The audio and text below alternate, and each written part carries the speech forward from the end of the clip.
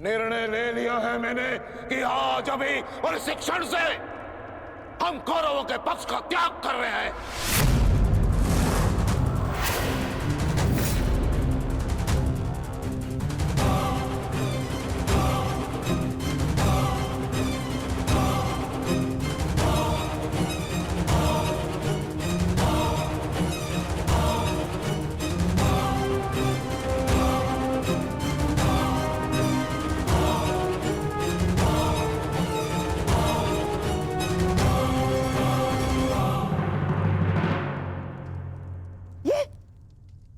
ये क्या किया तुमने? गुरु द्रोण को रोका क्यों नहीं तुमने दुर्योधन? होने वाले सम्राट हो तुम, सम्राट। तुम्हारी सेना का एक एक महारथी ये तुम्हारे विरुद्ध जाएगा तो युद्ध में विजय कैसे पाओगे तुम? जो युद्ध से विमुख हो उसे अपनी सेना में डालना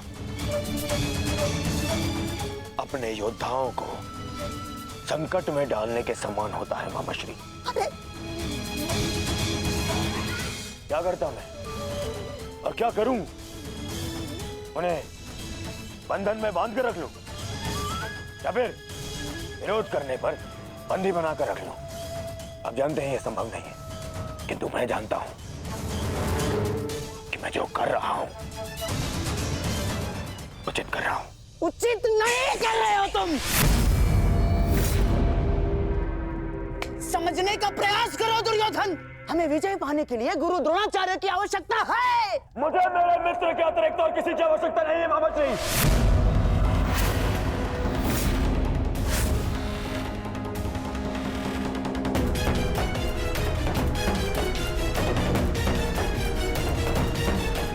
आओ सेनापति कर्ण, तुम्हारा स्वागत है। बताओ हम सबको कल के लिए हमारी क्या व्यू रचना रहेगी? मित्र, गांधार नरेश उचित कह रहे हैं। इस युद्ध को जीतने के लिए हमें गुरु द्रोण की आवश्यकता है। हाँ, देखो समझाओ इसे, समझाओ इसे। व्यू रचने में उनसे अधिक श्रेष्ठ और कोई नहीं, और पितामह के पश्चात केवल गुरु द्रोण हैं जो सभी पांडवों की दुर्बलता जानते हैं। इसलिए उनका हमारे पक्ष में होना बहुत आवश्यक है मित्र। और मैं तुम्हारी सुरक्षा के लिए सदैव तत्पर रहूंगा मित्र, ये मेरा वचन है। परंतु कर्ण, अब क्या किया जाए? गुरु द्रोण को कैसे मनाया जाएगा युद्ध के लिए?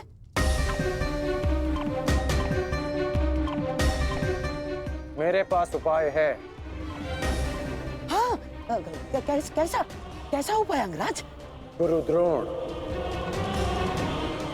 कल युद्ध में प्रस्तुत रहेंगे।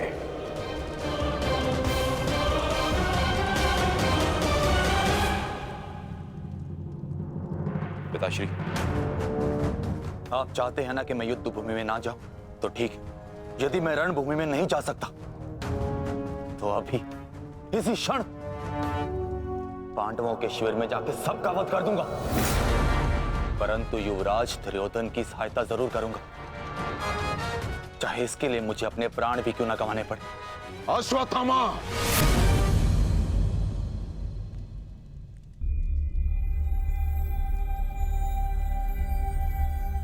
बात को समझने का प्रयत्न करो। तुम दुर्योधन की कोई मदद नहीं कर सकते, उल्टे तुम अपने प्राण संकट में डाल लोगे। और इसी कारण मैं नहीं चाहता कि तुम इस युद्ध में भाग लो, क्योंकि मैं तुम्हें इस प्रकार खोना नहीं चाहता।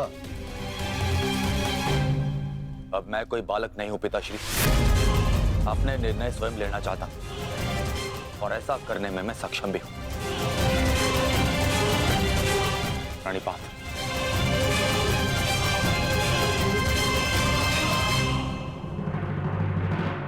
अब तक तो पितामह कौरव की रक्षा करते आए हैं, परंतु अब कौरव की ढाल शेष नहीं।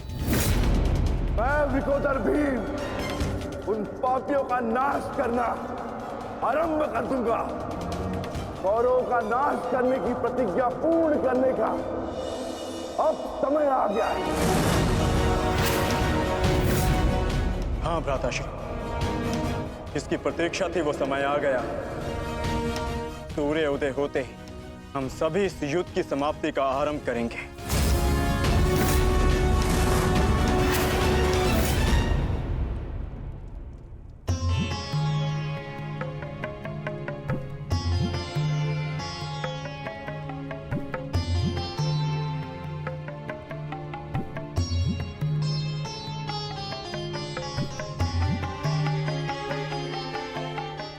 आइए महाराज, अच्छा हुआ आप आ गए। मेरा स्वयं ही आपसे बात करने का मन हो रहा था। जब से ये युद्ध आरंभ हुआ है गांधारी, तुम इन दीपकों का विशेष ध्यान रख रही हो, परंतु क्यों? मेरे सभी पुत्र उस युद्ध में गए हैं महाराज, और इसीलिए मैंने इन 100 दीपकों को अपने 100 पुत्रों की लंबी आयु की प्रार्थना के लिए जलाया है। अब ये 100 दीपक मेरे 100 पुत्रों की आयु का एकमात्र सहारा है। कहीं इन दीपकों को संभालते संभालते तुम अपने हाथ न जला लेना गांधारी। नहीं महाराज, जब एक माता अपने शिशु को जन्म देती है तो उसे अपने आप ही ज्ञात होता है कि उसका शिशु क्यों रो रहा है। एक पुत्र को कभी अपनी माता को अपने रुदन का कारण बताने की आवश्यकता नहीं होती। इसी प्रकार मुझे इस बात का अनुमान हो जाता है कि इनमें से किस दीपक को तेल की आवश्यकता है और किसे नहीं, और इसके लिए मुझे नेत्रों की आवश्यकता नहीं है। तो पूछो अपने इन दीपकों से कि मेरे पुत्रों की रक्षा कौन करेगा? कौन? मैंने अभी भी आशा नहीं छोड़ी है महाराज। तात श्री के पश्चात द्रोणाचार्य हमारे पुत्रों की रक्षा करने में सक्षम है।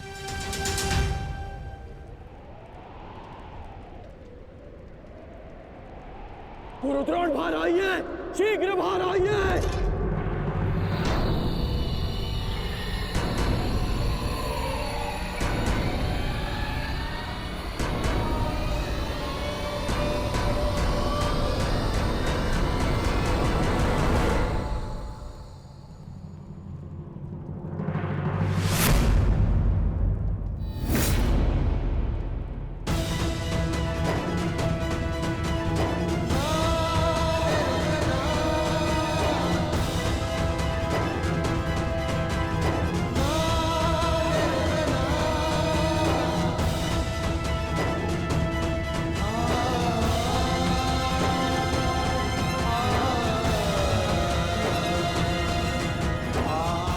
अश्वत्थामा,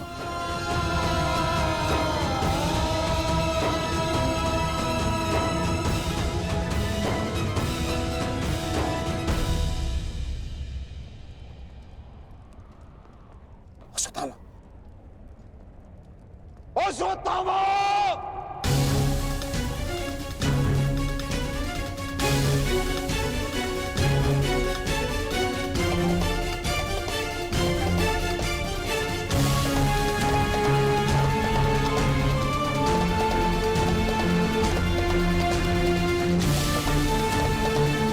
किसने किया ये सब पंगा?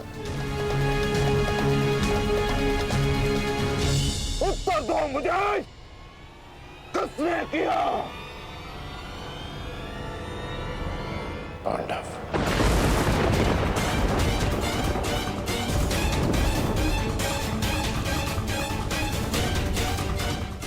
आज उन दुष्टों ने मुझे पुत्रविहीन कर दिया।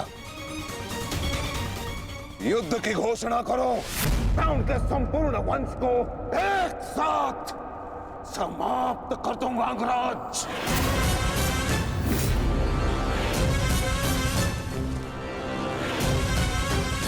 अपने पुत्र के हथियारों से मैं प्रतिशोध लूंगा। मैं पांडवों का अंत कर दूंगा, समूल नष्ट कर दूंगा उन्हें। अंगराज, तुम कौरवों के सेनापति हो ना, तो आज तुम्हारे सेनापति तुम्हें आज कौरवों की विजय होगी और पांडवों की हार, और ऐसी हार जो भूत या न भविष्य। आज के सूर्योदय के साथ मैं पांडवों के जीवन का सूर्यास्त कर दूंगा। चलो मेरे साथ।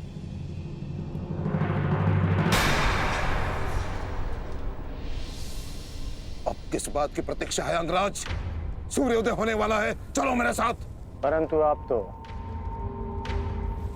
एक सूत पुत्र के अधीन युद्ध में भाग नहीं लेना चाहते थे आचार्य।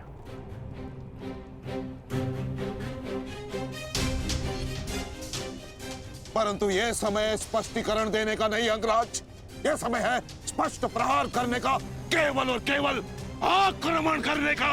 तो यह समय भयभीत होने का भी नहीं है।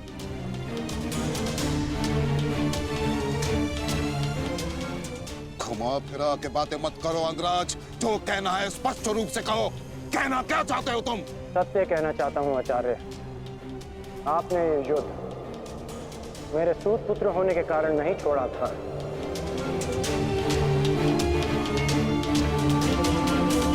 आप इस युद्ध से इसलिए पीछे हटे थे क्योंकि आपको अपने पुत्र अश्वत्थामा की मृत्यु की चिंता थी।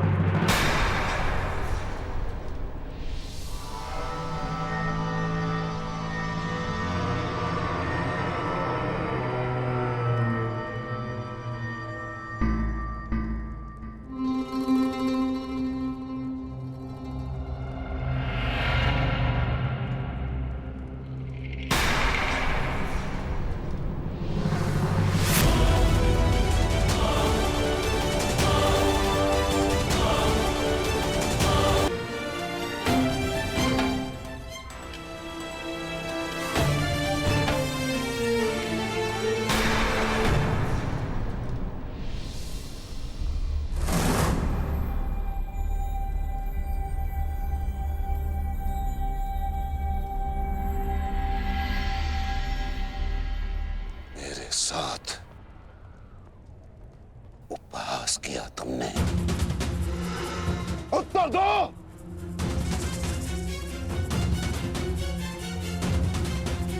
मैं क्षमा चाहता हूं आचार्य, परंतु मैंने ये सब आपका उपहास उड़ाने के लिए नहीं, आपको सत्य का आभास कराने के लिए किया है। मैं केवल उस योद्धा को चिंता के भंवर से निकालना चाहता था जिसकी इस समय कौरव सेना को सबसे अधिक आवश्यकता है। आपके युद्ध न लड़ने का कारण मुझे आरंभ से ही ज्ञात था।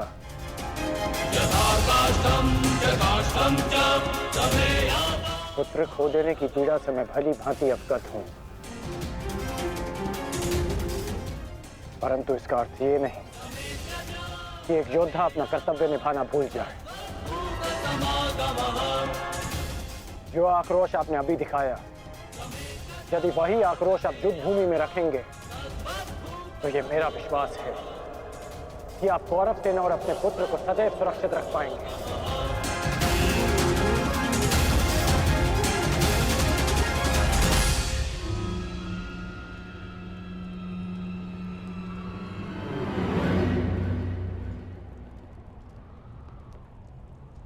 मुझे क्षमा कर दो दुर्योधन, मैं पुत्र मोह और कर्तव्य के मध्य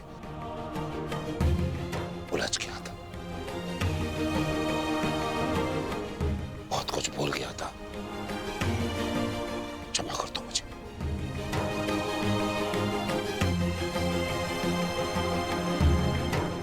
गुरु द्रोण, आप सेनापतित्व स्वीकार कर कौरवों की जीत सुनिश्चित करें और आपके पुत्र की सुरक्षा मैं सुनिश्चित करूंगा। ये मेरा वचन है कि जब तक मैं जीवित हूं, मृत्यु अश्वत्थामा के निकट भी नहीं आएगी।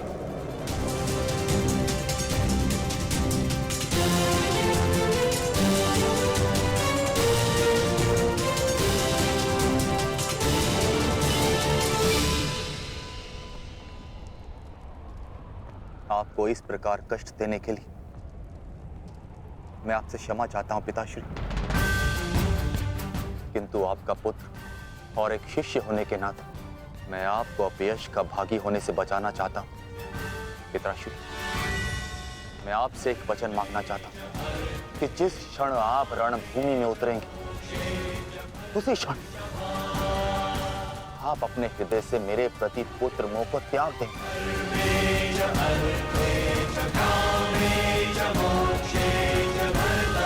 और पूर्ण रूप से युद्ध को समर्पित हो जाएंगे।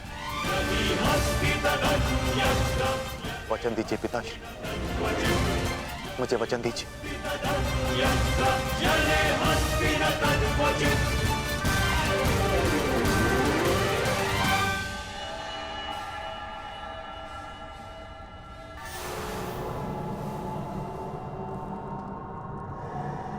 मैं वचन देता हूं।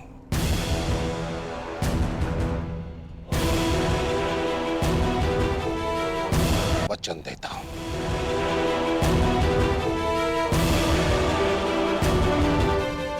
सूर्योदय होने वाला है।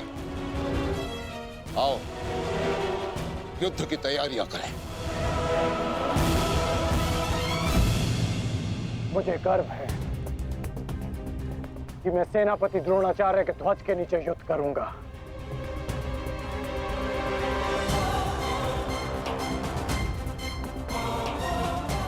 मैंने तुम्हें पहले भी कहा है मित्र, मुझे तुम पर पूर्ण विश्वास है। तुम्हारा हर एक निर्णय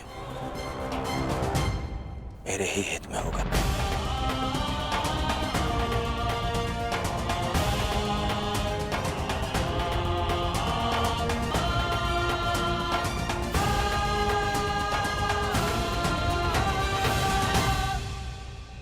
अद्भुत अंगराज, अद्भुत। आप तो कुशल नीतिकार निकले। नहीं, मेरा मित्र नीतिकार नहीं है, वो तो एक कुशल संचालक है, एक कुशल सेनापति है। कर्ण, मैं आज बहुत प्रसन्न हूं और गर्व का अनुभव कर रहा हूं कि तुम मेरी ओर से युद्ध लड़ रहे हो।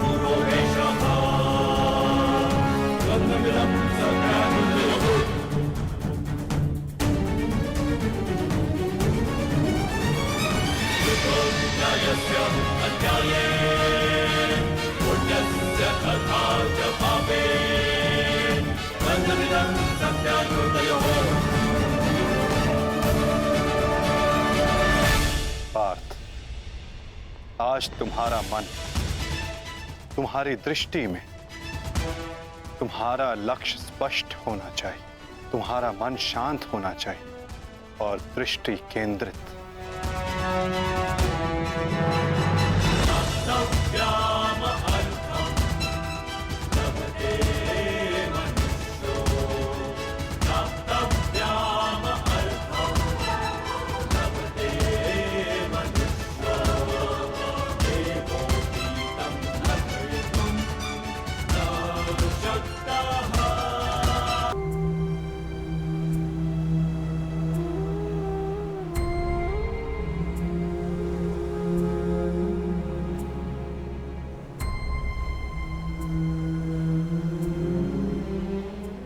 मुझसे कुछ मांगने आई हो सुप्रिया?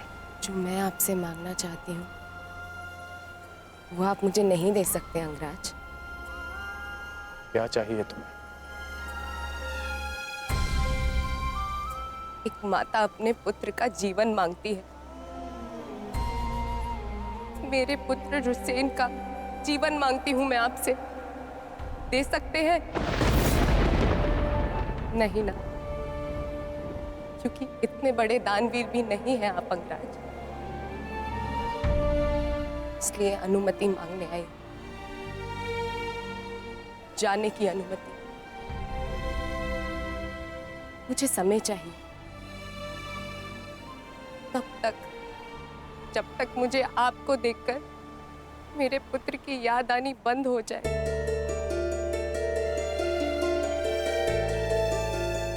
ठीक है, यदि तुम्हें समय चाहिए तो तुम्हें समय मिलेगा, परंतु एक दिन तुम्हें भान होगा कि यहाँ इस युद्ध में केवल तुम्हें ही सहारे की आवश्यकता नहीं है सुप्रिया। और जब तुम्हें इस बात का स्मरण होगा, आशा करता हूं कि मेरे पास तुम्हें देने के लिए समय हो।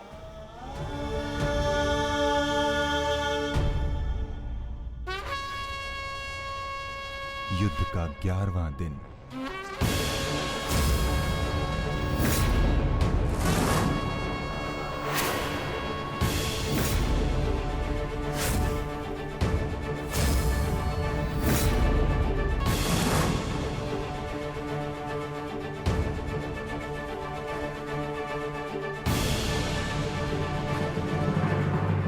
क्या सोच रहे हो भीम? कौरवों की गिनती कर रहा हूं ज्येष्ठ, जिनका मैं आज से अंत करना आरंभ करूंगा।